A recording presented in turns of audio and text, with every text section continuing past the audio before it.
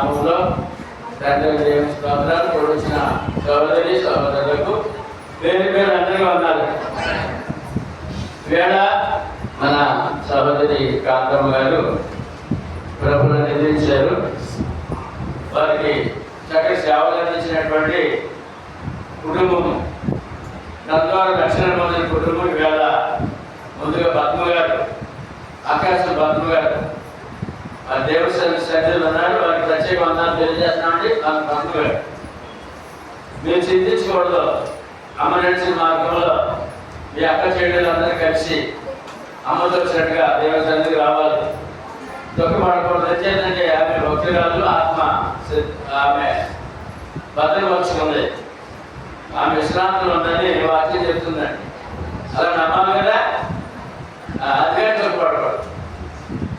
కనుక ఈవేళ మనకి కుమారుడు అశోకు తన భార్య బిడ్డలను దీవించి ఆశీర్వదించి వారి కోరిక దేవుడు మన్నించి వారి ప్రయత్నాలు ఆశీర్వదించి వారికి చక్కటి వాహనం ఇచ్చి ఆ భార్య బిడ్డలు పోషించుకొని ఆ యొక్క వనాలు ఇచ్చారనే ఆనందంతో దేవుడు చేసిన మేడలు బట్టి చక్కటి వాహనం ఇచ్చారండి. ఆ వాహనం ద్వారా డ్రైవర్ వృత్తి అయింది. కనుక అటు దీవులను బట్టి ఇవాళ మనకి అందరికీ కూడా గ్రామీణతో కృతజ్ఞత స్థుతులతో దేవుడు సరిగ్గా వచ్చారండి. అదే కాకుండా తన అన్నగారు రాజేష్ కూడా తన భార్య బిడ్డలతో ఆనందంగా వారు విదేశాల్లో ఉన్నారు. వారి ద్వారా మరి అనేక సేవా కార్యక్రమాలు జరుగుతున్నాయి. ప్రస్తుతకైతే కుటుంబ సేవ, సంఘ సేవలో, ఆశ్రమ సేవలో ఆయన ఆశ్రమ కమిటీ వైస్ ప్రెసిడెంట్ గారికి పనిచేస్తున్నాడు. ఆయన సేవ అంటే చాలా ఇష్టం. అలాగే రాజేష్ తన భార్య బిడ్డలతో క్షేమంగా వారి సమస్యలు కూడా దేవుడు తీర్చారని వారి ఇరువురు కలిసి ఇవాళ మనకి ఒక విందు ఏర్పాటు చేశారండి. వారికి ముందుగా వందనాలు తెలియజేస్తున్నా. మీరు ఎక్కడండి? పెళ్లి అసలు పెళ్లి రోజండి వేళ ఏంటంటే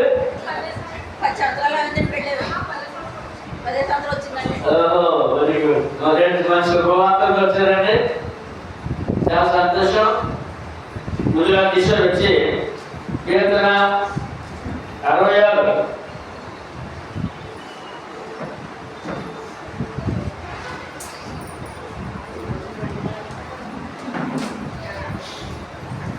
1 నుంచి 13 వచనాలు చదివి అందరి చేత చెప్పించండి.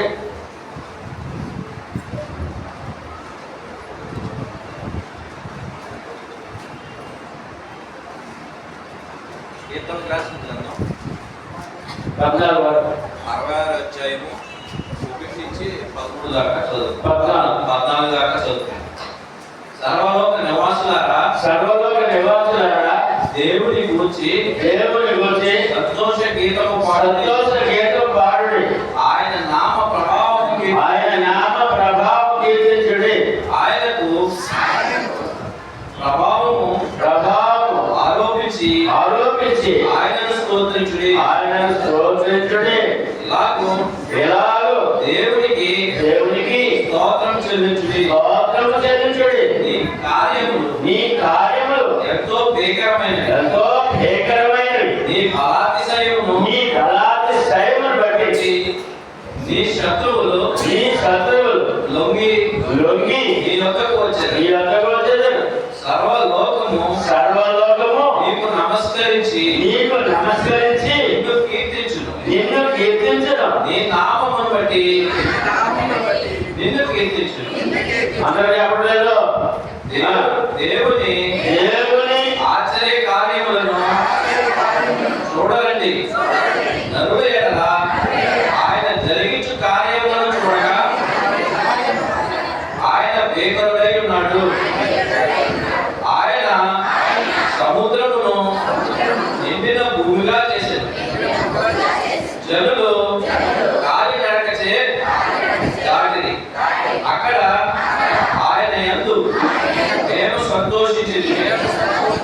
ఆయన తన పరాక్రమం వలన నిత్యము ఏలుచున్నాడు. అన్య జనుల మీద ఆయన తన దృష్టి ఉంచి ఉన్నాడు. లోకులు తమ్ము తాము హెచ్చించుకొనతగదు. జనములారా, మా దేవుని సన్నుతించుడి, గొప్ప స్వరముతో ఆయన కీర్తి వినిపించుడి. జీవ ప్రాప్తులుగా మమ్మును కలుగజేయవాడు ఆయనే. ఆయన మా పాదములు కదలనీయుడు. దేవా, నీవు మమ్మను పరిశీలించి ఉన్నావు. వెన్నిని నిర్మలము చేయురీతిగా మమ్మను నిర్మలుగా చేసి ఉన్నావు. నీవు అగ్నిగృహంలో మమ్మ ఉంచితివి. మా నడుముల మీద గొప్ప భారము పెట్టి నరులు మా నెత్తి మీద ఎక్కునట్లు చేసితివి. మేము నిప్పులలోనూ నీళ్లలోనూ పడితివి. అయినను నీవు సమృద్ధి గల చోటికి మమ్మల్ని రప్పించి ఉన్నావు. దహన బలులను తీసుకొని నేను నీ మందిరంలోనికి వచ్చేదను. నాకు శ్రమ కలిగినప్పుడు నా పెదవులు పలికిన మృక్కుబడులను, నా నోరు వంచిన మృక్కుబడులను నేను నీకు చెల్లించగలను. దేవుడి వాక్యం జీవిస్తున్నాను. చదవండి. వాక్యం చదివిన ఈశ్వరుడికి ప్రత్యేక వందనాలు తెలియజేస్తున్నామండి. దేవుని మహాకృపను బట్టి మనం సజీవులు ఉంచి ఆరోగ్యం ఉంచి ఆయన ఇచ్చిన రక్షణ కాపాడుకుంటూ మనలను ఆయన సన్నిధిలో ఉంచిన దేవునికి స్తోత్రాలు చెల్లించుకుంటూ ఈ వాక్యము ధ్యానిస్తున్నాం. మనసులో వాక్యం మీద ఉంచండి. వాక్యం అంటే దేవుడు అండి. దేవుడు అంటే వాక్యం అండి. మన ప్రభు వాక్యమైన దేవుడు అండి. మన ప్రభు మీద భక్తి ఉంటే, నమ్మకం ఉంటే, విశ్వాసం ఉంటే వాక్యం మీద కూడా నమ్మకం విశ్వాసం ఉండాలండి. ఆ వాక్యం అలా తీసుకోవాలండి. దేవుని మాట్లాడండి. పాస్టర్ గారి సేవకులు మాటలు కాదండి ఇవి. అవన్నీ ఎదిగే బిడ్డలే ఉన్నారు, మీరు జ్ఞానవంతులై ఉన్నారు. దేవుని వాక్యము విని గ్రహించి ఉన్నవాడు జ్ఞానవంతులండి. లోకమంతా అజ్ఞానంలో ఉంది. జ్ఞానం కావాలా, అజ్ఞానం కావాలా? ఆ జ్ఞానం ఏ జ్ఞానం ఉండాలి? దేవుని జ్ఞానం ఉండాలి. ఏ జ్ఞానం అంటే లోకంలో లోక జ్ఞానం పుష్కలంగా ఉంది, కావలసినంత ఉంది. కానీ దైవ జ్ఞానం మాత్రం లేదు. దైవ జ్ఞానం లేని వాడు దేవుడు హత్తుకోలేడు, ఆయన చిత్రాన్ని నెరవేర్చలేడు, ఆత్మ రక్షించబడలేడు, పాప క్షమాపణ పొందలేడు. పైకి భక్తి కాదండి. భక్తి లోపల ఉండాలి, వాక్యానుసారంగా ఉండాలి. పై భక్తి, లోపల విరక్తి, అది దేవునికి ఇష్టమైనది కాదు. కనుక ఇక్కడ కీర్తన మనం చదివినప్పుడు 66వ కీర్తన, సర్వలోక నివాసులారా దేవునికి సంతోష గీతము పాడుడి. ఇప్పుడు మన ఎవరి పెట్టు చక్కటి కీర్తన పాడారండి.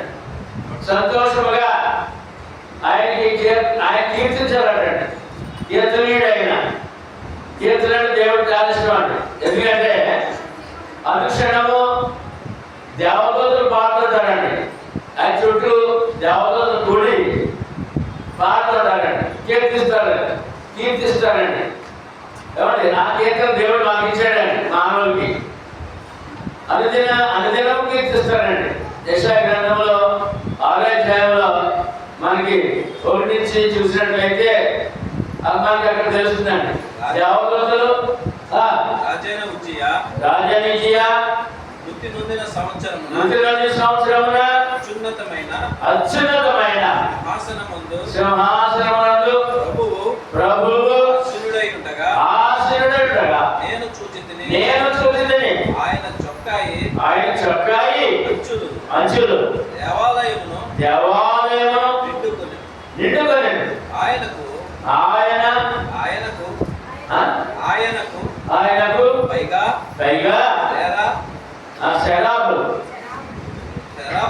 శరాబు నిలిచి ఉండేది. ఒక్కొక్కరికి 6 రెక్కలు ఉండేది.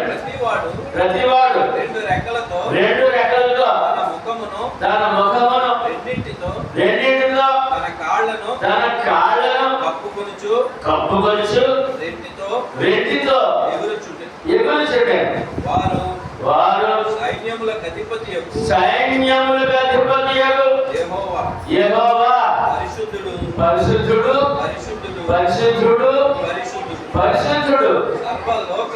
సర్వలోకము ఆయన మహిమతో నిండి ఉన్నది అని గొప్ప స్వరముతో గాన ప్రతిగానములు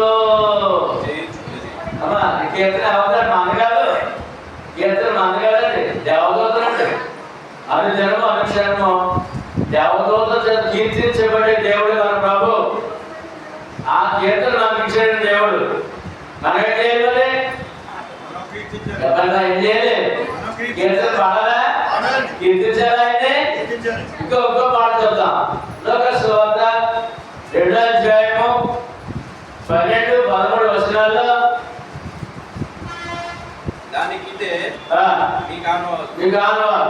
ఒక శిశువు ఒత్తి గుడ్డలతో చుట్టబడి ఒక తొట్టెలో పండుకొని వారితో చెప్పాడు. వెంటనే పరలోక సైన్య సమూహం ఆ దూతతో కూడాను సర్వోన్నతమైన స్థలములో దేవునికి మహిమయు ఆయన ఇష్టలైన మనుషులకు భూమి మీద సమాధానమును కలుగును గాకని దేవుని స్తోత్రము చేయుచు. అదిగోండి కీర్తన పరలోకమును దూత గణములు దిగిపోయినట్టు భూమి మీదకి. యేసు ప్రభు పుట్టిన రోజున యేసు ప్రభు శరీరధారిగా పుట్టిన రోజునే పరలోకం ఖాళీ అయిపోయినాడు. పరలోకం దూత గణమంతా దూత సైన్యం అంతా ఆ యొక్క యెరూషలేములో ఆ యొక్క బెత్లెహేములో గాన ప్రతిగణాలు చేస్తారండి. శిశువు పుట్టిన రోజున ప్రభు పుట్టిన రోజున గాన ప్రతిగణాలు చేస్తారు దేవదూతలు. వారికి ఎట్లనేది మనకు కాదండి. దేవుడు అల్పులైన మనకి పాపులైన మనకి పరిశుద్ధులుగా చేసి ఆ కీర్తన పాడే అవకాశం ఇచ్చారండి. కీర్తన పాడే అవకాశమా మరి ఏం చేయాలి ఇప్పుడు? కీర్తన ఎంత విలువైందో ఏమంటే చాలా మంది కీర్తన చాలా ఇష్టపడతారు. కొంతమంది కీర్తన పాడతారు. కీర్తన చాలా ఇష్టపడతారు.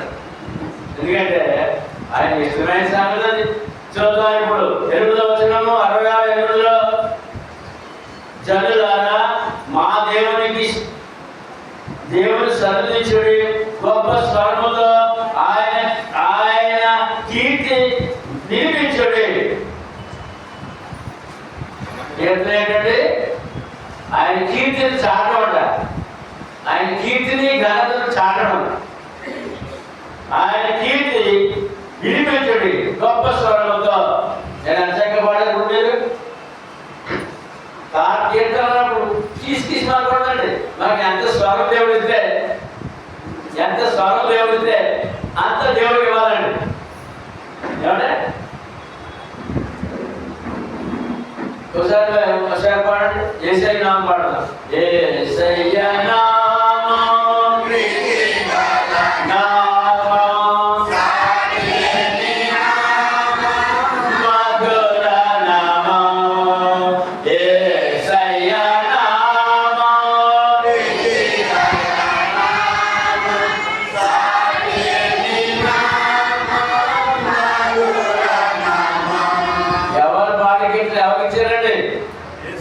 దేవదూతలు పాడే కీర్తన మనకి ఇచ్చారండి.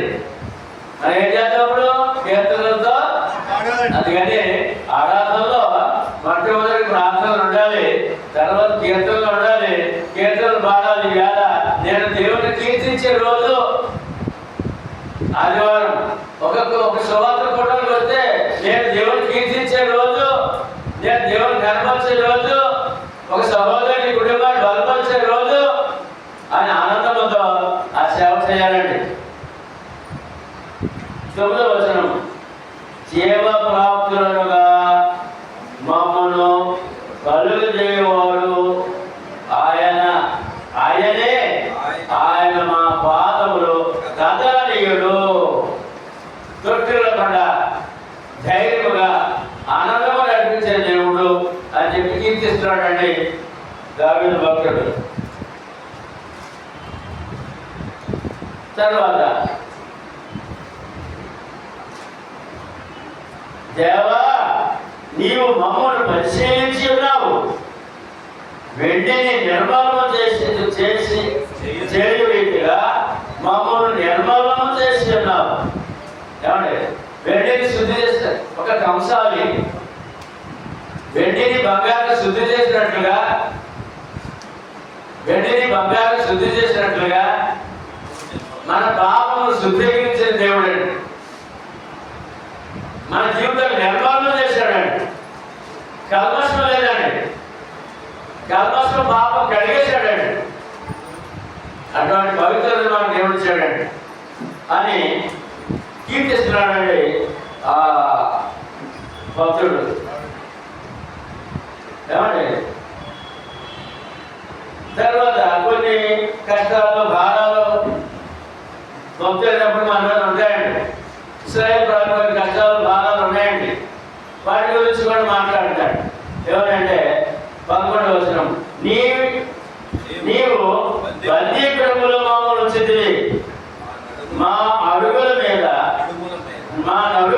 గొప్ప భారము పెట్టిదివి. ఏమండి కష్టాలు, స్వాగతం, ఇరుకులు, ఇబ్బందులు భక్తులు ఉంటాయి.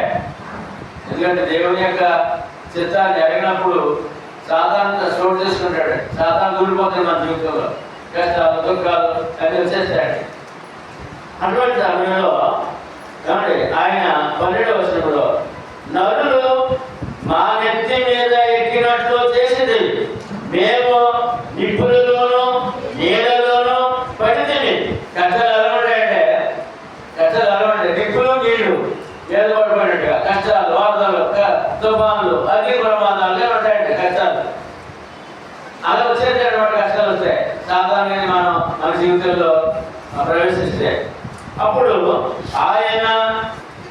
ఆయనను నీవు సమృద్ధి గల చోటికి మమ్మల్ని రప్పించి ఉన్నావు.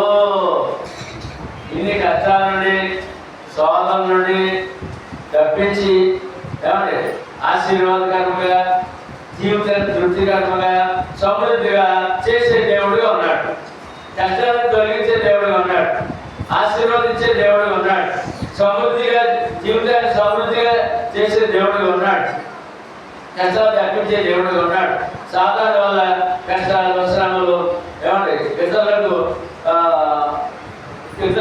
మన మీద వారి యొక్క ప్రభావాన్ని చూపించి మన కష్టాలు, నష్టాలు పెట్టేస్తుంటారు. శ్రమంలో కూలిపోతుంటాం. అటు సమయంలో దేవుడు ఆదుకొని ఆదరించి, ఆయన ఉద్ధరించి, మళ్ళీ తిరిగి సమృద్ధి ఇచ్చి, మేలిచ్చి, ఆరోగ్యం ఇచ్చి, ధైర్యం ఇచ్చే దేవుడిగా ఉన్నాడని చెప్పి ఈ వాక్యం మనం చేస్తున్నాడు. మరి దేవుడు కావాలా? కావాలి. శ్రమలు, శోధనలు అనే మాట సాధారణ వల్ల వ్యాధి బాధలు, కష్ట నష్టాలు దేవుడి వల్ల ఆదరణ, క్షేమము, మేలు అనే విషయాన్ని మనకి అపోస్తుల కార్యములో చూద్దాం ఒకసారి. అపోస్తుల కార్యము 1:35 వచనంలో సాధారణంగా వచ్చే శ్రమలు, దేవుని వచ్చే ఆదరణ, ప్రతి జనములోను ఆయనకు భయపడి నీతిగా నడుచుకును వానిని ఆయన అంగీకరించును. యేసుక్రీస్తు అందరికీ ప్రభు. అందరికి ఎంతమందికి? 38. అదేదనగా దేవుడు నజరేయుడైన యేసును పరిశుద్ధాత్మతోను శక్తితోను శక్తితోను అభిషేకించునన్నది దేవుడు ఆయనకు తోడే ఉండడు కనుక ఆయన మేలు చేయొచ్చు అపవాది చేత పీడింపబడిన వారిని అందరినీ స్వస్థపరచు సంచరించుచుండు. ఇద్దరు కనపడతారు ఇక్కడ. ఇద్దరు, సాతాను దేవుడు, సాతాను ప్రభు. ఏమండి? సాతాను ద్వారా వాడు పీడిస్తాడంటే కష్టాలు, శ్రమలు, శోధనలు, భారాలు, దుఃఖాలు అన్ని కూడా అతని ద్వారా పీడించబడుతూ ఉంటాడు. మరి ఆ సమయంలో మనం విడుదల పొందాలంటే, మేలు పొందాలంటే, ఆదరణ పొందాలంటే, సహాయం పొందాలంటే, ఆరోగ్యం పొందాలంటే దేవుడు కావాలి కదా. ఆయన మన ప్రభువు స్వస్థపరుస్తూ మేలు చేయొచ్చు. మరి ఆయన సంచరించాడని ఇక్కడ మనకు తెలుస్తుంది. ఆ బాధ ఎలా వచ్చాయట? సాతాను ద్వారా వచ్చాయన్నాడు మనకు. అందుకని మనకు తెలిసి తెలియకుండానే సాతాను చోటించే ప్రమాదం కూడా ఉందన్నమాట. ఆ సాతాను ఎప్పుడైతే మన జీవితంలో చోటు చేసుకున్నాడో ఇంకా శోధనలు, శ్రమలు, కష్టాలు, ఇబ్బందులు ప్రారంభమైపోతాయి. మరి దాని నుండి మన దేవా ప్రభువా కరుణించండి ఆయన అని మళ్ళీ మనం ప్రార్థించిన హక్కు దేవుడు ఇచ్చాడు. చూడండి, ఆ శ్రమల నుండి, శోధన నుండి, కష్టాల నుండి దేవా కరుణించిన ఆయన ఆదరించండి ప్రార్థించుకుంటే ఆ ప్రార్థన ప్రతిఫలంగా మనం తప్పించి వ్యాధి మాత్రం స్వస్థపరిచి మనం ఆదరించి తోడుగా ఉండే దేవుడిగా ఉన్నాడని చెప్పి తోడు కావాలంటే దేవుని తోడు కావాలంటే రక్షణ పొందిన వారు విశ్వాసాన్ని కాపాడుకోవాలి. సాధారణ చోటు ఇవ్వకూడదు. విశ్వాసంలో నిర్లక్ష్యం ఉండకూడదు.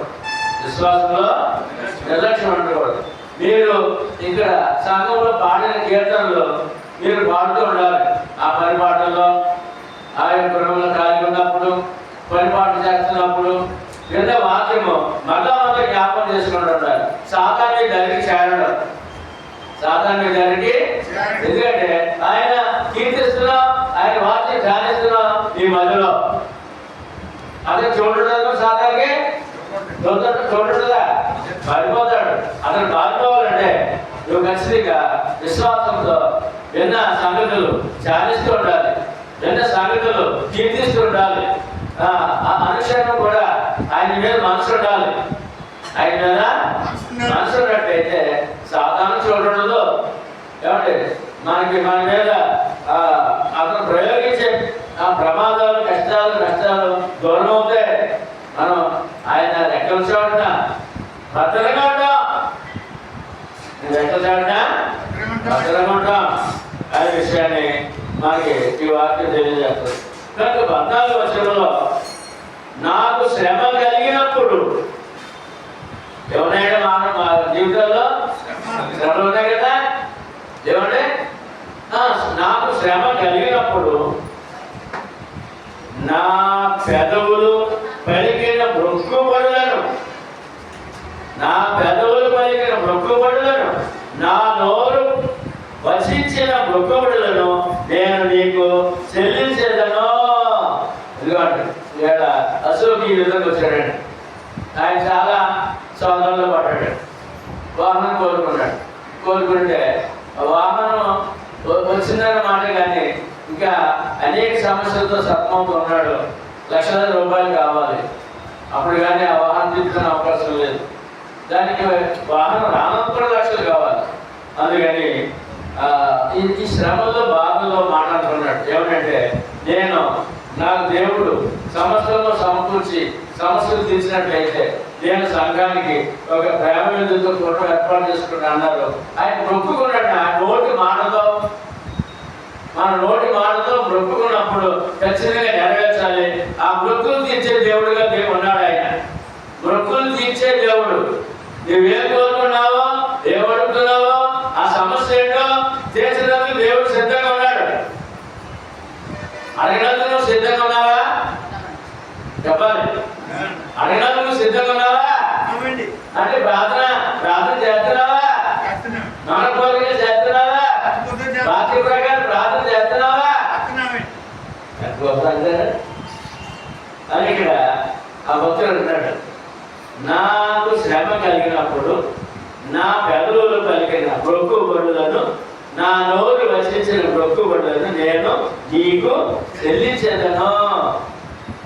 ఏమంటే ఎప్పుడు స్వామి వచ్చినప్పుడు మనము దేవుడికి నేనే దొరికనా, నాకే కష్టాలు రావాలా, దేవుడు నన్ను వదిలేశాడు, దేవుడు నాకు అన్యాయం చేసిన మాటలు మాట్లాడుతుంటామండి. ఆ మాటలు దేవుడికి ఇష్టమైనవి కావండి. ఆ మాట దేవుడికి ఇష్టమైనవి కావండి. వెంటనే స్వాతంత్ర శ్రమ వచ్చినప్పుడు, దేవా ఈ కష్టాన్ని తొలగించండి, ఈ బాధను తొలగించండి, ఈ యొక్క సమస్యను తీర్చండి, నేను కృతజ్ఞతాస్తుతులు మీ సన్నిధికి వస్తానండి అని చెప్పి మొక్కుకోవాలట. అంతేగాని తిరుగుబాటు చేయకూడదు, అక్కడంగా మాట్లాడకూడదు, దేవుడు అన్యాయం పలకూడదు, దేవుడు అన్యాయుడని పలకూడదు. నేను నా శ్రమ తీర్చిన దేవుడు నాయన, మీరు నా కష్టాలు తీర్చిన దేవుడు నాయన, ఇదిగో సాతానికి జరుగుతుంది తండ్రి, ఇదిగో నాయన నన్ను తీర్చండి, నేను దేవుడి సన్నిధికి కృతజ్ఞతతో వస్తాను నాయన, పలానా కాళ్ళతో వస్తాను తండ్రి, పలానా గొడవతో వస్తాను నాయన అని చెప్పి చెప్పుకోవాలంటే. అంతేగాని ఆయన అవమానపరచకూడదండి. మన జీవితాల్లో సుఖ దుఃఖాలు ఉన్నాయండి. ఏమన్నాయండి? సుఖ దుఃఖాలు సమానమే. మనోడు అంటారు కలిమి లేములు కావడి కొండలు అంటారండి.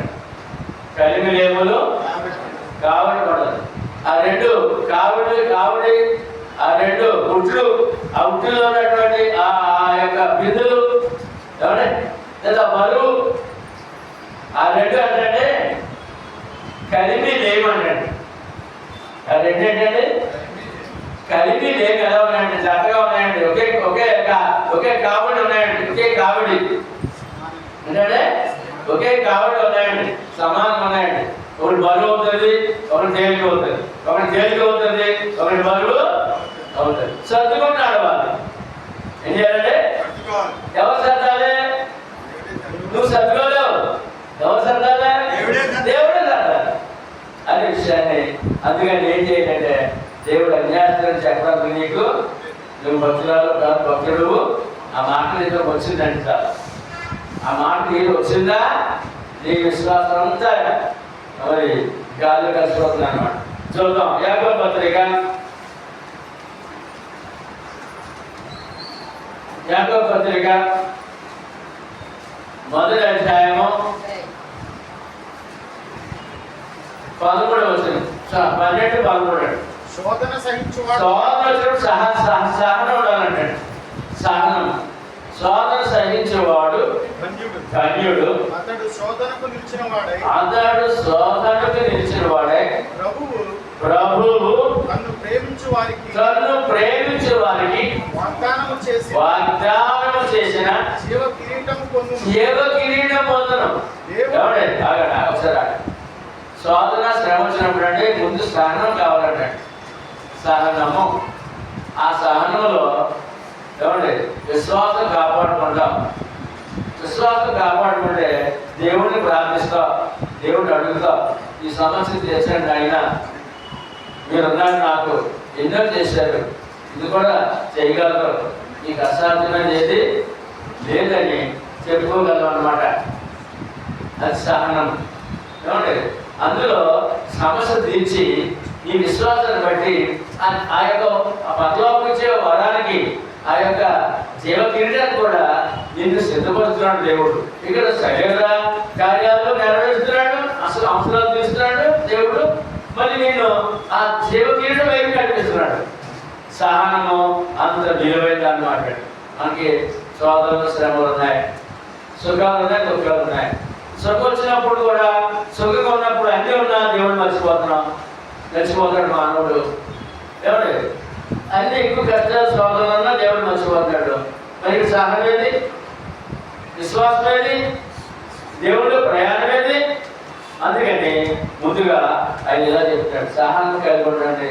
మీ సహనము లేదు అందరికీ తెలిసేలా ఉండాలి. నా దేవుడు గొప్పవాడండి, నా సమస్య తెలుస్తాడని చెప్పగలగా నువ్వు? నా దేవుడు మహిమగల దేవుడు అండి, గొప్ప దేవుడు అండి, శక్తిగల దేవుడు అండి, నా సమస్య తీరుస్తాడండి అని చెప్పగలిగాను. అన్నప్పుడు నీవు సహనం కలిగి ఉన్నావు, ఆ సమస్య తీర్చబడటకు నువ్వు సిద్ధంగా ఉన్నావు. దాంతోపాటు ఆ పనులకు ప్రయాణము, ఆ కిరీటానికి కూడా నువ్వు సిద్ధంగా ఉన్నావు అని చెప్పి ఇక్కడ ఈ వాక్యం మన సేవ తెలియజేస్తున్నాడు. కిరీటం చూడండి. ఇప్పుడు 13వ వచనం. దేవుడు కీడు విషయమై శోధింపబడ నేరడు. ఏమండి, మనకి కీడు కలిగించి ఆయన మంచివాడు కాదు. దేవుడు అన్యాయస్తుడు అనిపించుకోడట, మన నష్టం కలిగించాడట, శోధన కలిగించాడట. దేవుడు ఏమంటే అన్యాయస్తుడు అనిపించుకోడట, ఆయన అనిపించుకోడట. ఆయన ఎవరిని శోధింపడు కనుక ఏంటమ్మా, ఏంటయ్యా, ఎవరిని మనం ఏమంటాం? దేవుడు శోధించేస్తాడంటే అంటాం. ఆయన అన్నాడు, నేను ఎవరినే శోధన కష్టమండి, శ్రమలండి, శోధనలండి, కష్టాలండి, ఇబ్బందులండి, నేను ఎవరైనా శోధింపను. ఎవడైనాను శోధింపబడినప్పుడు నేను దేవుని చేత శోధింపబడుచున్నానని అనకూడదు. ఎంత కష్టంగా చూడండి. నేను దేవుని చేత, నాకు దేవుడు శోధన కలిగించాడండి, ఏమండి, నాకు అన్ని కష్టాలేనండి, దేవుడు నన్ను పట్టించుకోవట్లేదండి, నేను చూడట్లేదండి. ఇక్కడ ఇశ్రాయేలీయులు తొలగిపోవడం కారణం తెలిసాడే, వారికి వచ్చిన శ్రమలో కష్టాల్లో దేవుడు మమ్మల్ని వదిలేశాడు, దేవుడు అన్యాయం చేశాడంట ఉండేవారంటాడు. అందుకని సాతాను బాగా కబలించి వారికి సర్వనాశనంలోకి నడిపి చేశారు. ఇశ్రాయేలు ప్రజల కష్టాలు ఎన్ని కాదండి, ఎందుకంటే వారు దేవుడి మీద నేరం మోపారండి, దేవుడి మీద నేరం మోపారండి. అది మనము దేవుడి మీద నేరం మోపకూడదు. ఎప్పుడు కూడా మాట రానివ్వకండి. దేవుడు నాకు ఇలా చేశాడు, దేవుడు అన్యాయం చేసిన మాట రానకూడదండి. ఎటువంటి పరిస్థితులు అంటే ప్రాణాపాయం ఉన్నా సరే, మనం ఎంత దుఃఖంలో ఉన్నా సరే దేవుడి మీద ఆ నేరం మోపకూడదండి. దేవుడి మీద నేరం అది ఆ మాట ఏంటంటే దేవుడు నేరం మోపడం అన్నమాట. ఆయన అన్యాయం చెప్పడం అనొద్దు అంటున్నాడు. ఇక్కడ ఏమన్నాడంటే దేవుడు అన్యాయస్తుడని అనకూడదు అన్నాడు. కనుక ఆలోచనలో విశ్వాసంలో జాగ్రత్తగా ఉండాలండి. మన ఆలోచన బాగోవాలండి, మన విశ్వాసం బాగోవాలండి, వాటి ప్రకారం ఉండాలండి, వాటి ప్రకారం మాట ఉండాలండి, వాటి ప్రకారం ప్రయాణం ఉండాలండి. అప్పుడు దేవుడు ఎప్పుడు కనపరుస్తామండి. కష్టాల్లో కనపరుస్తాం, సుఖాల్లోనే కనపరుస్తాం. కష్టాల్లోనే సుఖాలు ఉన్నాయండి. మనకేమున్నాయండి? కష్టాలు ఉన్నాయి, సుఖాలు ఉన్నాయి. చూద్దాం ఆ మాట కూడా. ప్రసంగి గ్రంథము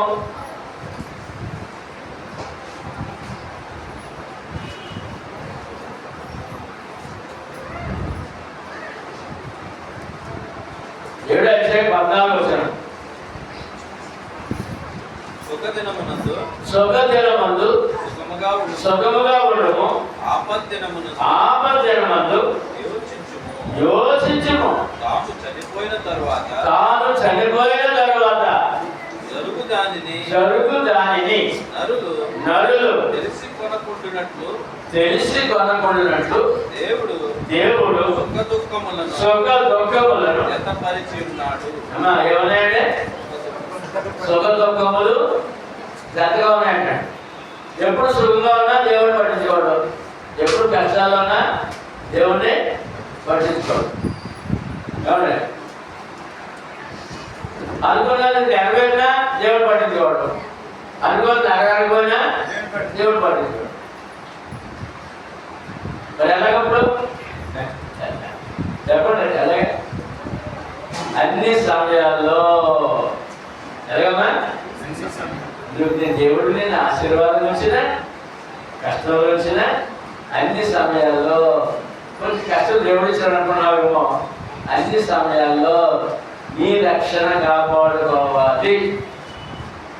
అన్ని సమయాల్లో నీ రక్షణ కాపాడుకోవాలి. ఎందుకంటే కోట్లాది మందికి లేని భాగ్యము, ఎన్ని కోట్లు ఇచ్చినా దొరకని భాగ్యము రక్షణ కనుక, ఆత్మ రక్షణ కనుక ఏంటంటే ఎన్ని కోట్లు ఇచ్చినా దొరికిన భాగ్యం. కొట్లాలని లేదండి భాగ్యం. మరి మనకు దొరికింది పాప క్షమాపణ, ఆత్మరక్షణ. అది దేవుని నా ప్రభు నామములో ఆయన చిత్త ప్రకారము ఆయన వాక్యము ద్వారా మనకి దొరికిందండి. దొరికిన దాన్ని కాపాడుకున్నందుకు ఈ మధ్యలో సాధారణం ఏమంటే ఎక్కువగా సుఖాలన్నా ఆయన పట్టించి ఆయన్ని కొనియాడేలా చేయడండి. ఎక్కువ కష్టాలున్నా ఇంకా ఆ కష్టాల్లో కూర్చేసి అసలు ఆయన స్మరించకుండా ఆయన విశ్వాసం లేకుండా చేస్తాడు. సాధారణ పని చేస్తున్నాడు అండి. దాన్ని ఎప్పుడు పని చేస్తుంటాడు. దేవుడు పని చేస్తున్నాడు, సాధారణ పని చేస్తున్నాడు. నువ్వు పని చేయదా? నేను చెప్పండి. సాధారణ పని చేస్తున్నాడు, దేవుడు పని చేస్తున్నాడు. నువ్వు పని చేయదా? సాధారణ ఏం పని చేస్తాడు చూద్దాం ఒకసారి. పేతురు పత్రిక, పేతురు మొదటి పత్రిక 5:8. నిబ్బరమైన బుద్ధి గలవారమై మెలకువగా ఉండుడి. నీ విరోధైన అపవాది గర్జించు సింహము వలె ఎవరిని మింగుదునా అని తిరుగుతున్నాడు. ఏం చేస్తాడంటే అమ్మా ఏం చేస్తాడు? వెతుకుచు ప్రతి డైలీ డ్యూటీ అండి. సైతం డ్యూటీ. విజయబాబు ఎవరు డ్యూటీ? డైలీ వెతుకుచు తిరుగుతున్నాడు. ప్రపంచం అంతా డ్యూటీ అన్నాక ఒకసారి దేవుడు అడిగాడండి. దేవుడు సత్యాన్ని అడిగాడు. వెలుగా ఈ దేవదూతలతో కలిసి దూరం వచ్చేటండి. పర్లోకి వెళ్ళిపోయాడట. ఆ సభలోకి వెళ్ళిపోయాడట. ఎక్కడికి వచ్చావు?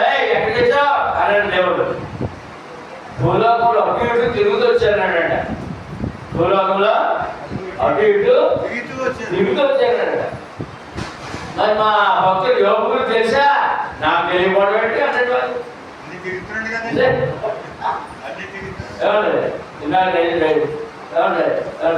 తెలుసు తెలుసా?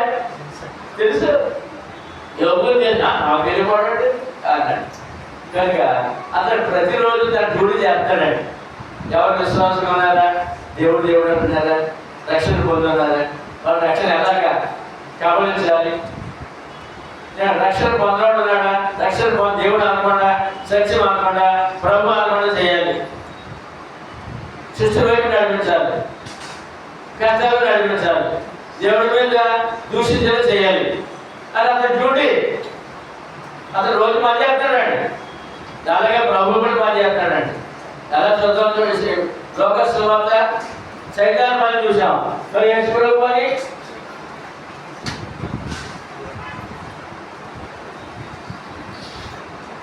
పంతొమ్మిది అధ్యాయము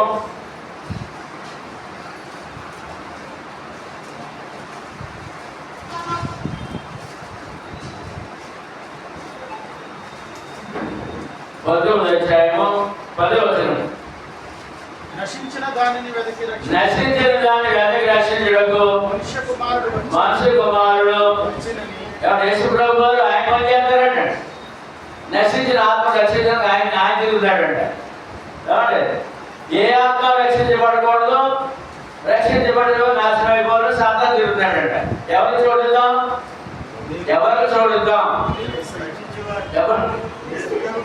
మరి నీ డ్యూటీ ఏంటి? ఆయన యేసు ప్రభు ప్రతిరోజు పని చేస్తాడంట.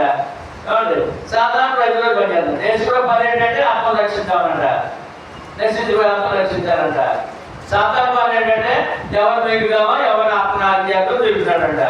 మరి ఎవరు చూడుద్దాం? ఇప్పుడు సహజంగా ప్రభుగా ఇచ్చావు కదా, రక్షణ పొందావు కదా, కాపాడుకోవాలి కదా. మళ్ళీ సాధారణ చూడకూడదు కదా. సాధారణకే మరి ఎలా ఉండాలి? నీ డ్యూటీ ఏంటి? డైలీ నిబ్బరమైన బుద్ధి గలవారై మెలకువగా. ఎలాగంటే అంటే నిద్రపోద్దనా? నిద్రపోద్దనా? మరి ఏం చేయనప్పుడు నరకం అంటే అర్థమండి వాక్య ప్రకారము జీవించాలి. వాడు నేను ముట్టుకోవడంగా నీ దగ్గర చేయాలని అవకాశమా లేదు. వాక్ శక్తి, శక్తి గల వాక్యం అది, శక్తి గల ప్రభు. నేను నమ్ముకున్నా ఆయన నీతో ఉండే, ఆయన వాక్యం నీతో ఉండే వాడు బలాలు నీ దగ్గర చేయాలని అవకాశం లేదు. చూద్దాం కూడా తెలుసుకోవడం ఆయన వాక్యం పెట్టుకోవడది. ఎఫెసీయులకు రాసిన పత్రిక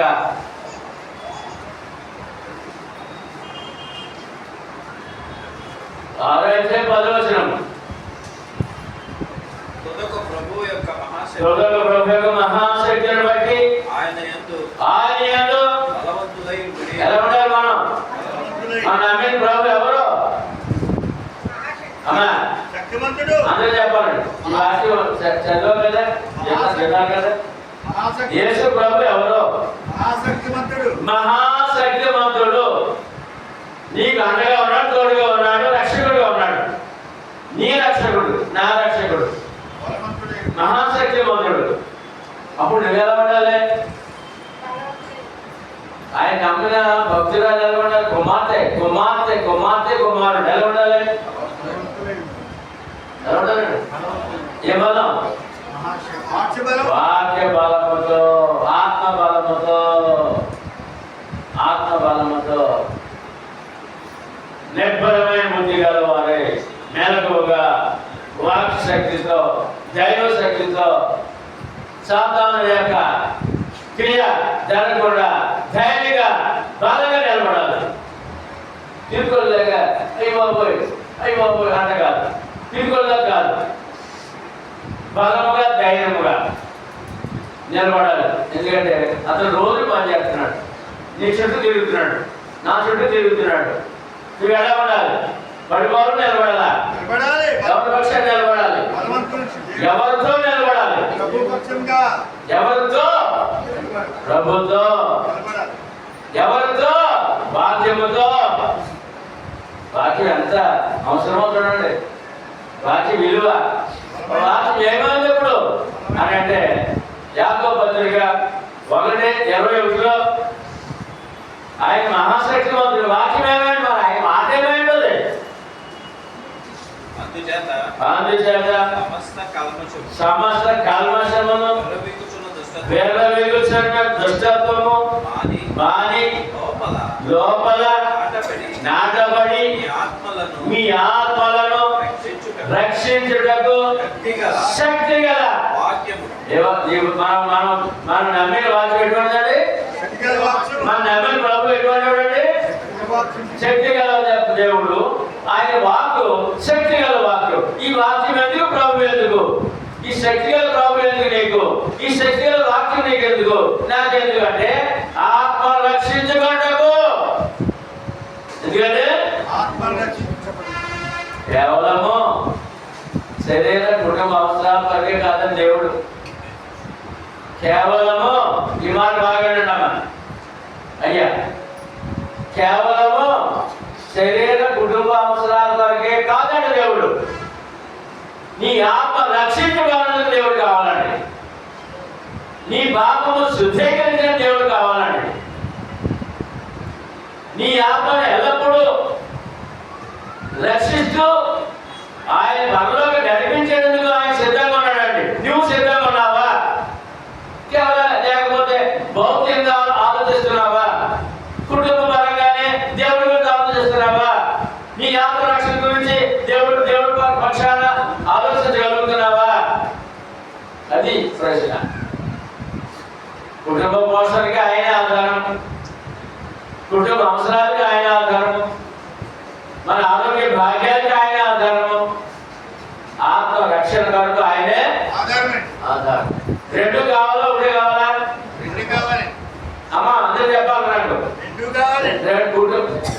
మన శరీర సంబంధం అవసరాలు తీరాలి, ఆత్మ రక్షణ కూడా ఒకటే కావాలా? రెండు కావాలా? రెండు వరాలు. ఏంటంటే రెండు వరాలు. బాప్తిస్మములో ఎక్కడంటే బాప్తిస్మం పొందకుండా దొరకదండి, మనం పొందామండి. అది కూడా చూద్దాం. మత్తయి సువార్త 28వ అధ్యాయము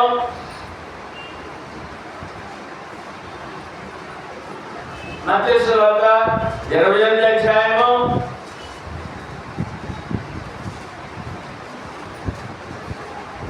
18 నుంచి.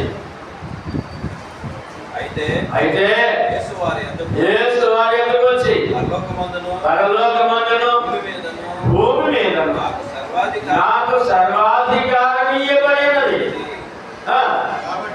కాబట్టి మీరు వెళ్ళి సమస్త జనులను శిష్యులుగా చేయండి. అమ్మా బాప్తిస్మం మాట్లాడతాడు ప్రభు. మరణం చేయించి తిరిగి లేచిన తర్వాత తండ్రి యొక్కయు కుమారుని యొక్కయు పరిశుద్ధాత్మ యొక్కయు నామములోనికి వారికి బాప్తిస్మం ఇచ్చు. నేను మీకు ఏ సంగతులను ఆజ్ఞాపించుదునో వాటన్నిటినీ గైకొనవలెనని వారికి బోధించుడి. ఇదిగో నేను యుగ సమాప్తి వరకు సదాకాలము మీతో కూడా ఉన్నానని వారితో బాప్తిస్మం 2 వరాలండి. జీవితకాలం తోడండి. బాప్తిస్మం ప్రభు వాగ్దానం చేశారండి. జీవితకాలం తోడండి.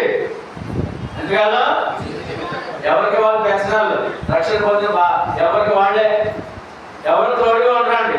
భార్య భర్త భార్య పిల్లలు అన్నదమ్ములు అక్షయ ఎంత కుటుంబంలో తోడుగా ఉండరండి.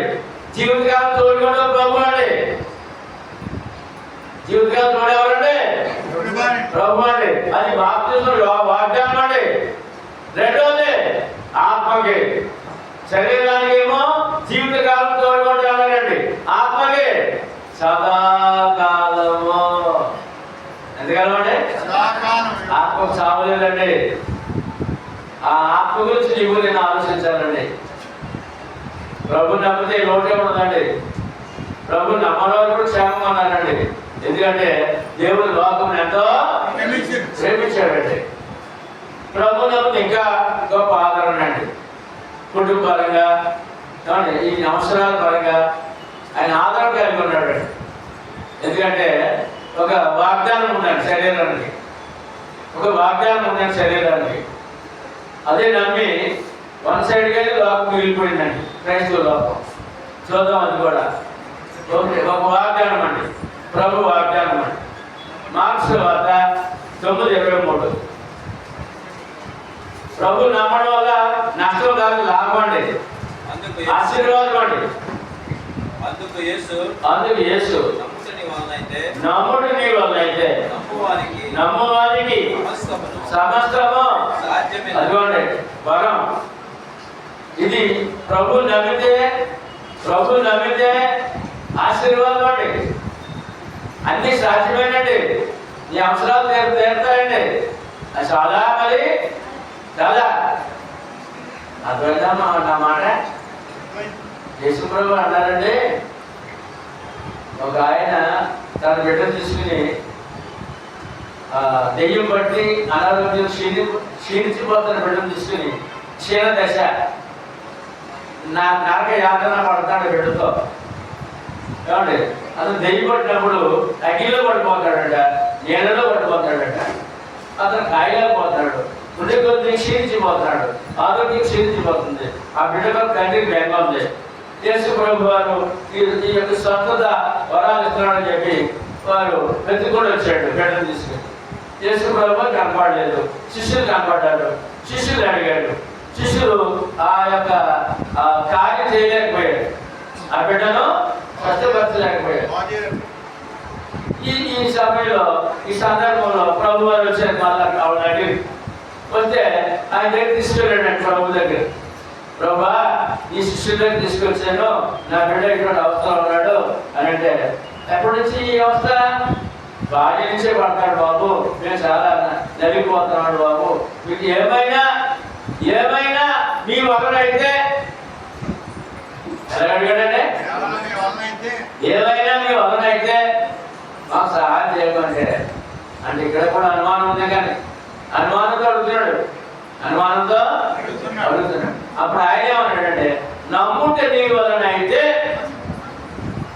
అని అక్కడ ఆగదు. నమ్మువానికి అది వాకంగా వచ్చేసి, నమ్మువానికి సమస్తము. ఈవేళ లోకంలో ప్రపంచంలో జనాలు సగం మంది ప్రభువుని నమ్మారు, ఎక్కువ మంది నమ్మారు. అన్ని సాధ్యపడుతున్నాయి కానీ ఆత్మరక్షణ సాధ్యపడదు. భౌతిక ఆశీర్వాదాలు ఉన్నాయండి, నమ్మడం నష్టం కాదండి.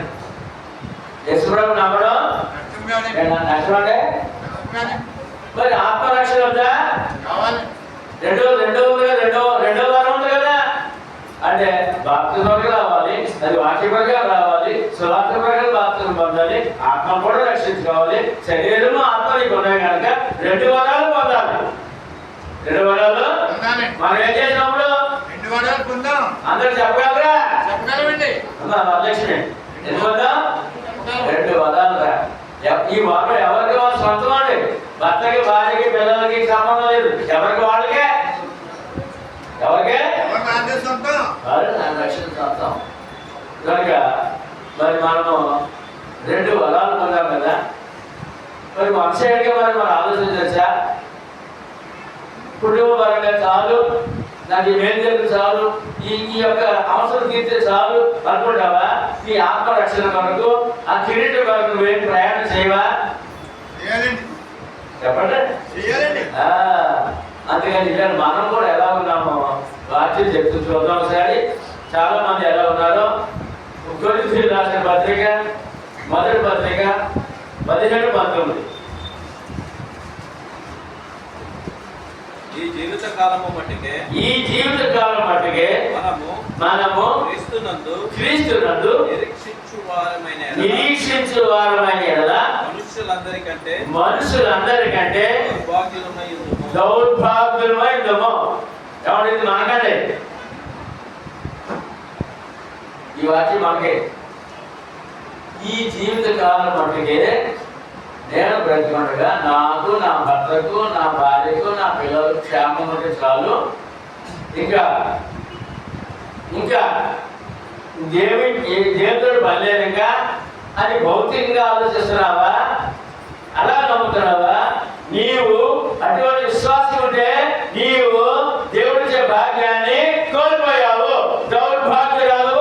దౌర్భాగ్యుడవు వన్ సైడ్ నమ్మితే. అదే మాట అర్థమైందండి అమ్మ, అర్థమైందా? వన్ సైడ్ అంటే వన్ సైడ్ ఏంటి? ఈ జీవిత కాలం క్షేమం ఉంటే చాలు, ప్రభువుని నమ్ముకున్నాను, నాకు ఏ లోపం లేకుండా చాలు అని అనుకున్నావా? నీవు దేవుని దృష్టిలో భాగ్యం కోల్పోయావు. భాగ్యము కోల్పోయావు. పరలోక భాగ్యము ఆత్మరక్షణ కోల్పోయావు. జాగ్రత్తగా ఉండాలి. ఎలా ఉండాలి మనం? 2 వరాలు ఉంటే కాదండి, ఒకటే కోల్పోతాండి. 2 వరాలండి. ఏంటంటే 2 వరాలండి. 2 వరాలు పొందామండి. బాప్తిజం అంటే రక్షణ అంటే వరం అండి, దేవుడి వరం అండి. అందరికీ దొరకలేదండి. ఎఫెసీయులకు రాసిన పత్రిక 2:8 మీరు విశ్వాసము ద్వారా కృప చేతనే రక్షించబడి ఉన్నారు. ఇది మీ వలన కలిగినది కాదు, దేవుని వరమే. రక్షణ ఏంటంటే దేవుడి వరము. ఆ వరము శరీరానికి ఆత్మ కూడా, శరీరానికి ఆత్మ కూడా. శరీరకంగా ఏమండి ప్రతి ప్రార్థనకి సమాధానం ఉందండి. ప్రతి ప్రార్థనకి సమాధానం ఉందండి. అలా నమ్మగలరా మీరు? ప్రతి ప్రార్థనకి సమాధానం పొందారా? శ్రీబాబు గారు, ప్రార్థన ప్రతిఫలం ఉందా? ప్రార్థన హక్కు ఉందా? ఉంది. కనుక అది భౌతిక ఆశీర్వాదం. ఈ ప్రార్థన జీవితం ఎక్కడ వరకు తీసుకెళ్ళాలి? రక్షణ వరకు.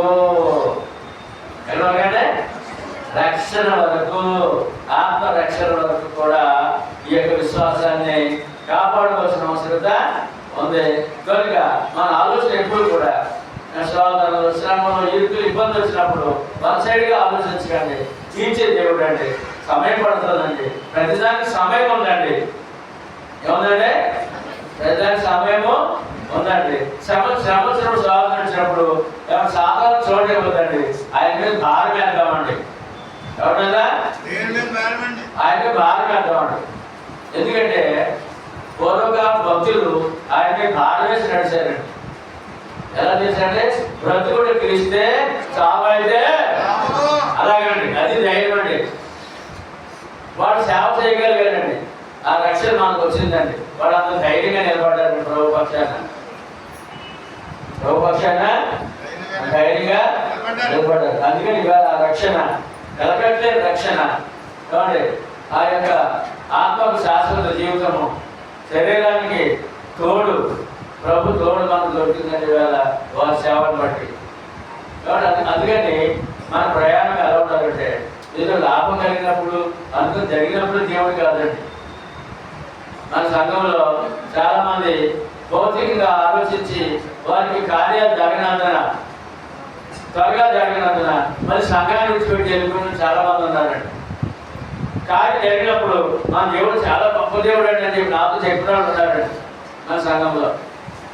వాళ్ళు అనుకునే కార్యాలు జరిగాయి అనుకోండి, దేవుడు ఎంత గొప్పవాడు, మహిళ దేవుడు మన దేవుడు అని చెప్పిన నాతో ఉంటారండి. వారి కార్యాలు ఏమైనా తేడా వచ్చాయనుకోండి, ఆశపోయింది అనుకోండి, దేవుడు నాకు అన్యాయం చేసి తొలగిపోయిన ఉన్నారండి.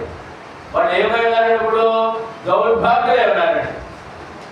ఏమైనారంటే ఎందుకంటే మనకు భాగ్యవంతులుగా చేశాడు దేవుడు. మనం ఎవరంటే చూద్దాం. యాకోబు పత్రిక 2:5.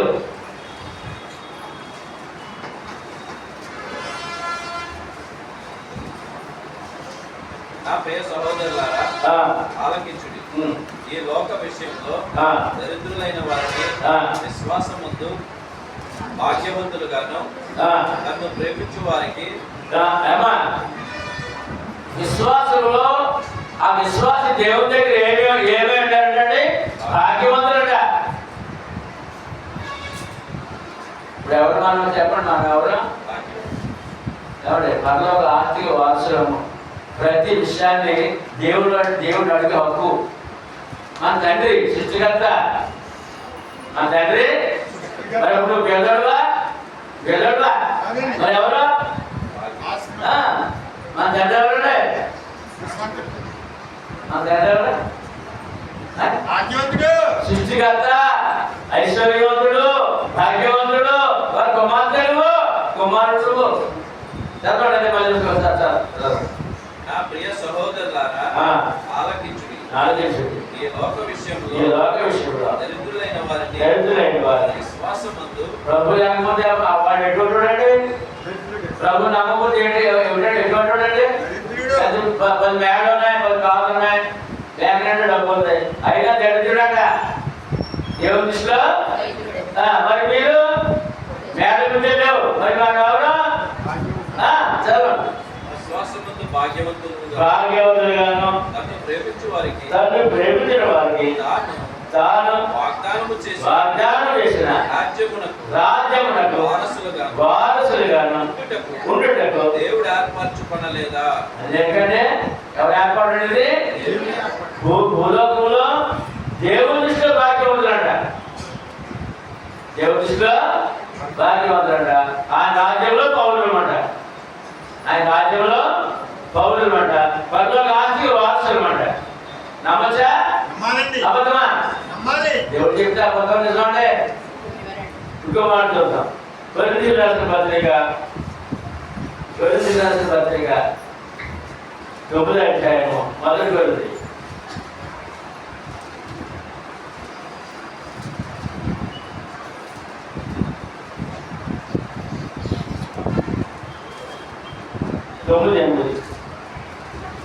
ఈ మాటలు లోకాచారమును బట్టి 9 చూడండి. అయినా మీకు కలిగి ఉన్న ఈ స్వాతంత్ర్యము వలన బలహీనులకు అభ్యంతరం కలగకుండా చూచుకుని 2:9 చూద్దామండి. 2వ పత్రిక 2వ కొరింథీయులకు 2వ పత్రిక 8వ అధ్యాయం 9వ వచనం అండి. మీరు మన ప్రభు అయిన యేసుక్రీస్తు కృప ఎరుగుదురు. కృప ఎరుగుదుము పొందాం కూడా. యేసు ప్రభు యొక్క కృప ఎరుగుదుము పొందాం కూడా. ఏంటది? ఆయన ధనవంతుడై ఉండి ధనవంతుడు. ఈశ్వరుడు ఎవరండి? దేవుడు ఎవరండి? ధనవంతుడై ఉండి మీరు అవునే ఈశ్వరుడు పేదోడు కదా, ధనవంతుడు అంటే కదా. ఏమే వడ్రింగవానికి కొడుకు పేరుండి ఆయనకి. ఏమంటే వడ్రింగవాని కొడుకు వడ్రింగ చేసేది ఆహారం ఉండదు. ఆ తండ్రి శరీర తండ్రి వడ్రింగవాని కొడుకు అతి పేదవాడిని పుట్టాడు. దరిద్రులు పుట్టాడు. దరిద్రంలో పుట్టాడట. మరి ఈయన ఎవరిందుకనే? సృష్టికర్త. ఎవరంటే? చదవడప్పుడు ఆయన ధనవంతుడై ఉండి మీరు తన దారిద్ర్యం వలన ధనవంతులు కావాలని మీ నిమిత్తము ఎవరంటే? ఇప్పుడు ఎవరు మనం? యేసుప్రభులు మనం ఎవరు? ధనవంతులము. యేసుప్రభు ఎవరు? యేసుప్రభు దరిద్రంగా పుట్టాడటండి. పేద కుటుంబం పుట్టాడటండి. అనేక శ్రమలు అనుభవించాడటండి. మన కొరకు మనం ధనవంతులు చేయనందుకు. ఏం చేయనందుకు? ఏమంటే ఒక సంవత్సరాలు కష్టపడి మన కుటుంబ అవసరాలు తెచ్చుకుని ఒక కాసు బంగారం కొనుక్కొని అనుకోండి, ఎంత ఆనందం. చెప్పండి, బంగారం అంటే ఆనందం ఇష్టం కదా. మన కష్టాలన్నీ అవసరాలు తీరిన తర్వాత ఇంకా ఒక బ్యాలెన్స్ మిగిలి ఇప్పుడు 1,00,000 రూపాయలు అంటే కాసు బంగారం కొనుక్కు ఆనందం కదా కదా. ఎడతారా? కాసు బంగారం కొనుక్కు ఎవరైనా ఎడతారా? చెప్పండి, ఆనందం కదా. లేక బంగారు పట్టణంలో కూర్చోబెడతారు మిమ్మల్ని, బంగారు నీళ్ళు నడిపిస్తారు మిమ్మల్ని. ఇప్పుడు ఎవరు మనం? దరిద్రులు ధనవంతులమా? భాగ్యవంతులు దరిద్రులమా? మరి కాపాడుకోవాలి కదా. ఎక్కడ నడిపిస్తారు చూద్దాం ఒకసారి. ఎక్కడ నడిపిస్తారు ఆయన? ప్రసంగి ప్రకటన 21:21. ప్రకటన 21:21. ఎక్కడ నడిపిస్తారు చూడండి. దాని 12 కొమ్ములు, దాని 12 కొమ్ములు, 12 ముత్యములు, 12 ముత్యములు. ఒక్కొక్క కొమ్మము ఒక్కొక్క ముత్యముతో కట్టబడి ఉన్నది. పట్టణపు రాజవీధి శుద్ధ సువర్ణమై స్వచ్ఛమైన స్ఫటికమును పోలి ఉన్నది. దానిలో ఏ దేవాలయమును నాకు కనబడలేదు. దాని వీధులు ఎలా ఉన్నాయట? స్వచ్ఛమైన బంగారంతో ఉన్నాడు. వీధులు ఒకసారి దాని 12 కొమ్మములు, 12 ముత్యములు, ఒక్కొక్క కొమ్మము ఒక్కొక్క ముత్యము. కొమ్మలు ముత్యాలతో కనపడాయండి. ఒక్కొక్క ముత్యముతో కట్టబడి ఉన్నది. పట్టణపు రాజవీధి, పట్టణ రాజవీధి. వీధి అండి, నడిచే వీధి శుద్ధ సువర్ణముతో సువర్ణమయమై నడిచే వీధి. ఎవరప్పుడు దరిద్రుడా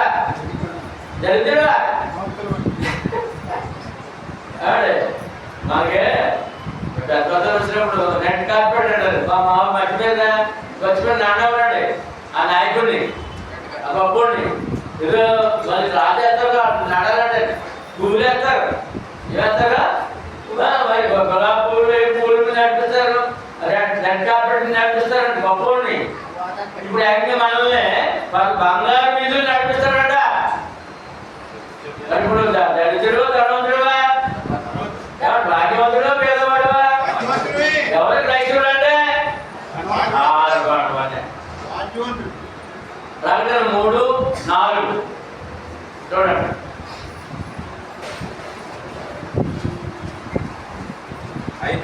అయితే తమ వస్త్రములను అపవిత్రపరచుకొనని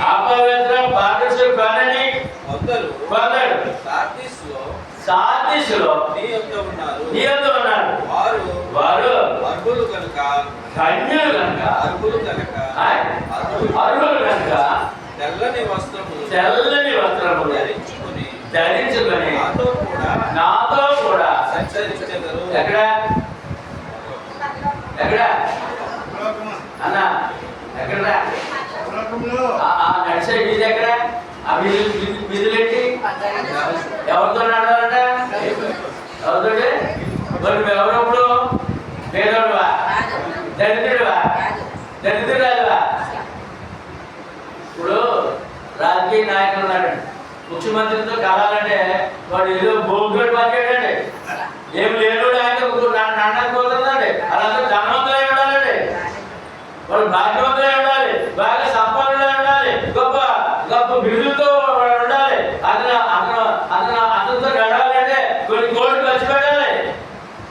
ఆ నాయకుడితో మంత్రితో ప్రధానితో నడవాలంటే కొన్ని కోట్లు ఖర్చు పెట్టాలి. ఉచితంగా పేదోడు దొరకదండి. ఇప్పుడు ఎవరితో నడుతున్నాడు దేవుడు? నేను ఆయనతోటే. ఎక్కడ? కళలో విధులు. ఆ విధులు దేంతో కట్టారు? మరి ఎవరప్పుడు ఎవరంటే ఉసూరు అంటుంటే ఎలాగంటే దేవుళ్ళని ఉసూరు ఉసూరు కొనుక్కున్నప్పుడు వెళ్ళేసుకుని ఎడుతుంటారా లేకపోతే ఆనందం ఉంటారా? అందరూ చూడాలి, అందరూ చూడాలి. అది మా ఆవిడ మెడలేసి చూపుతుంది, అందరూ చూడండి అని. ఆనందం వేసుకోవాలి, వేసుకోవద్దంటే వేసుకోవాలి. ఏమన్నా కొద్ది బంగారం ఉంటేనే అందరూ చూడాలి, అందరూ ఆనందించాలి, నేను ఆనందించాలి అనుకున్నావు కదా. నువ్వు బంగారు పట్టణం బంగారు మీద సిద్ధపరిచినప్పుడు ఆనందం కాదా? ముసలివాడు ఉండవా? ఉండే బంగారు ఏడు ఎవరు ఉంటారంటే ఒక ఉమ్మను పెట్టుకోవాలనుకోండి, ఆ చెయ్యాలి ఉంటాడు. వాచ్ పెట్టుకున్నాడు, కూరగాయలు వాచ్ ఉండే కదా, గోల్డ్ వాచ్. ఇప్పుడు ఎలా పెడతాడు, ఇలా అంటాడు. మరి నువ్వు ఈ చిన్న చిన్న విషయాలు ఎంత ఆనందపడిపోతుంటే, లేక బంగారు పట్టణంలో బంగారు తిప్పాలని చెప్పి ఆయన ఏర్పాటు చేస్తే నువ్వు పేదవాడిగా, దరిద్రుడిగా, పని మానవుడిగా అన్ని బాధలు అన్ని కష్టాలని ఏడుతుంటేలాగా ప్రభువును ఆనందించుడి. మరల తెలుపుదును. ఏం చేద్దాం మనం ఇప్పుడు? ఆనందం. ప్రభునందు గొప్ప దేవుడు అండి. కనుక ఏమండి ఈవేళ ఈ భాగ్యము అన్యలోకం దొరకలేదండి, మత శాఖ వరకు కూడా దొరకలేదండి. వారి ప్రభు దొరికారండి, అమ్మారండి. కొన్ని కార్యాలు జరుగుతున్నాయండి. ఆత్మకి ఏమి లేదండి. మత శాఖ వారికి ఆత్మకి ఏమి బంగారు పట్టణం లేదండి, బంగారు లేదండి. యేసు ప్రభుత్వం తిరిగే భాగ్యము లేదండి. ఎందుకంటే ఆయన వాగ్దానం చేశారండి. ఈ యొక్క ప్రాంతంలో ఇంకో వాగ్దానం ఉందండి. యోహాను సువార్త 14:3. నేను వెళ్ళి మీకు స్థలము సిద్ధపరిచిన ఎడల. అదిగోండి, ప్రభు నమ్మన్నారండి, నన్ను నమ్మన్నారండి. ప్రభు నన్ను నమ్మని చెప్పి పిలిచారండి. యోహాను సువార్తలో 1వ చదవండి.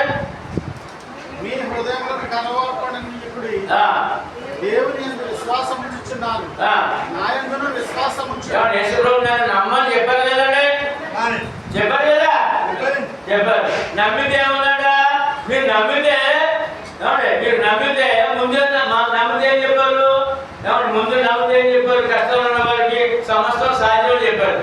ఏమంటే మరి ఆయన నమ్మి వాక్య ప్రకారం లోపడితే ఏముందంట? నేను వెళ్ళి చదవండి ఇప్పుడు 3వ వచనం. నేనుండు స్థలములో మీరు ఉండలాగిన మరలా వచ్చి నా యొద్ద నుండుటకు మిమ్ములను ఎక్కడున్నాడు ఆయన? ఇప్పుడు ఎక్కడ చేశాడు ఆయన? ఇప్పుడు ఎక్కడున్నాడు ఆయన? ఏమంటే మరి మన ఎక్కడ తీసుకెళ్తాడు? ఆ పట్టణం, ఆయన నివసించే పట్టణం ఊరిపాక. ఏమంటే ఊరిపాకలో ఉంచుతాడు వెళ్ళి. ఎక్కడంటే ఎప్పుడైనా ఆలోచించాలే? ఎప్పుడు కష్టాలు, ఏడుపు, దుఃఖాలు ఇవే చెప్తారు తప్ప నేను ఇంత ఆనందం నాకు దేవుడు ఇంత బాధ్యత ఇచ్చాడు. ఎవరు కూడా నేను ఎవరితో వెళ్ళలేదండి. అందుకని నొక్కి మీకు చేస్తాడు. అన్ని దొరకలేదు, మనసాయి కూడా దొరకలేదు. సువార్త ప్రకారం ఎవరైతే లోబడ్డారో ఆయన సంఘంలో పాప క్షమాపణ, ఆత్మరక్షణ. భక్తి వేరు, రక్షణ వేరండి. భక్తి లోకం అందరూ భక్తులు ఉన్నారండి. అన్య భక్తి ఉంది, ప్రభు భక్తి ఉంది. ఉన్నాడే? మరి ఆ భక్తులు పాప క్షమాపణ దొరకాలండి. ఆ పాప క్షమాపణ వస్తే కానీ ఆత్మరక్షణ లేదండి.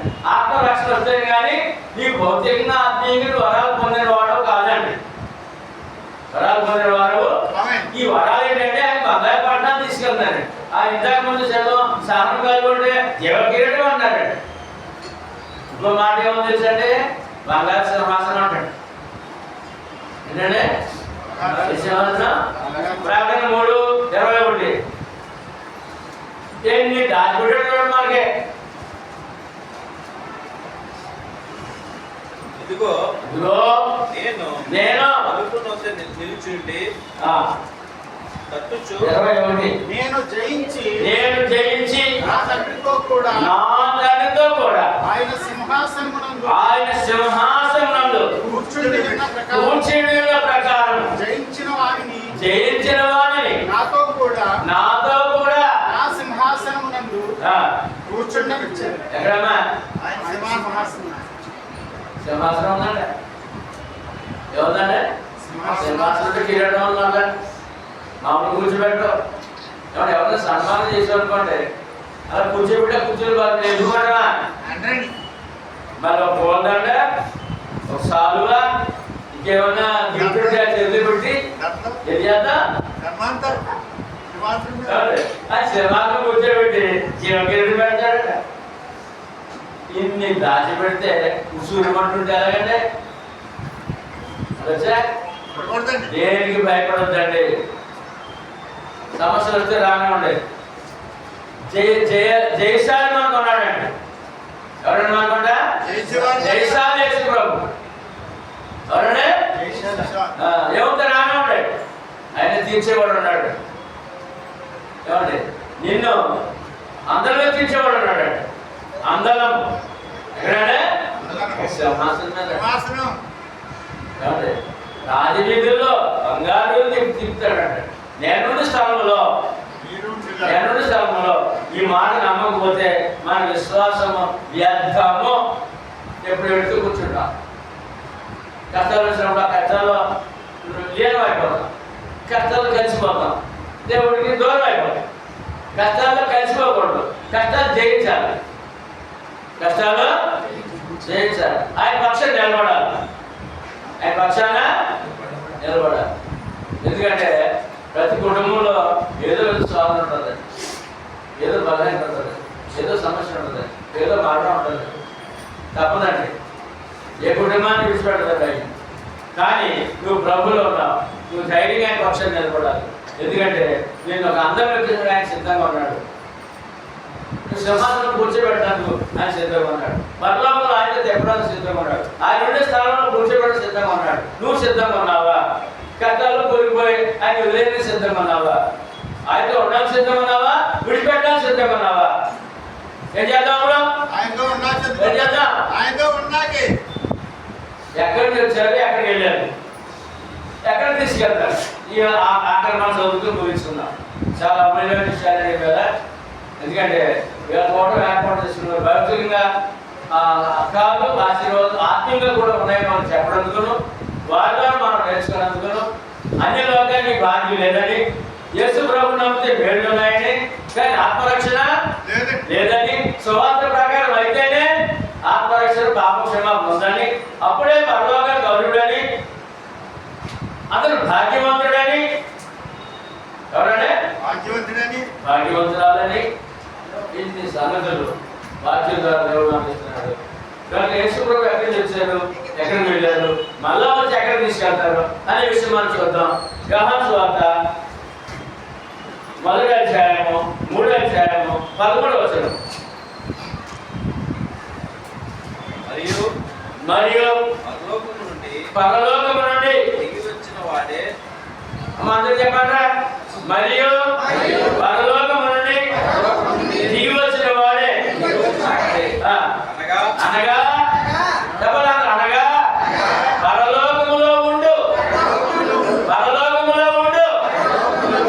మనుష్య కుమారుడే తప్ప